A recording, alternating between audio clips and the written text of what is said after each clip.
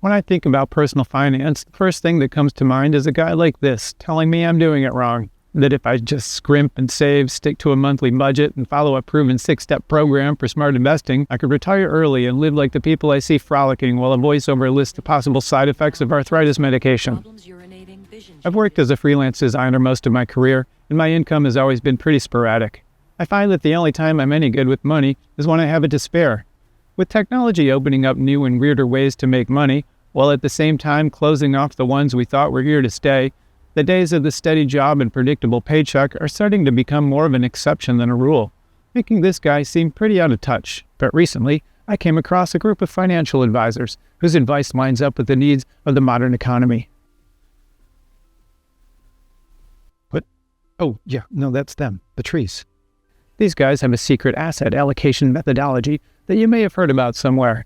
It's called a mycorrhizal network. Some fun-loving scientists call it a World Wide Web. It's made up of little fungi that grow on the roots of trees and redirect nutrients to the areas of forest where they're needed most. It makes sure saplings can grow. It can send extra nutrients to areas of the forest where there's drought or insect infestation. It even keeps chlorophyll pumping through the stumps of trees that have fallen. As humans, we're not all that worried about chlorophyll, but we do have a sort of lifeblood that flows between us. The more of it you have, the more you can grow. When things get really bad, we sometimes try to send it where we think it needs to go. But we don't have a symbiotic network that figures it out for us. We do have very nice phones, though, and they are connected to a highly sophisticated banking system. Can we use them to automatically maintain the health of our economy? Almost. All that's needed is an easy way for people to connect, a little bit of math, and a few people willing to give it a try. So that's what we're building at Comingle. It's a money-sharing app that lets people form a banking network to make sure no one goes a week without income. Okay, so modeling a business after fungi is usually not the recommended way to build a company. And people aren't trees, but we actually have a lot more in common than you might think. On their own, individual trees can be selfish jerks too. They grow as tall as they can just to grab more sunlight than their neighbors.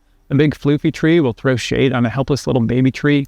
They've all got different strategies for making their way in this crazy world, but when they're connected by this invisible network, they can be whatever tree they want to be, because they've got the fungal network there to maintain some stability for the forest as a whole.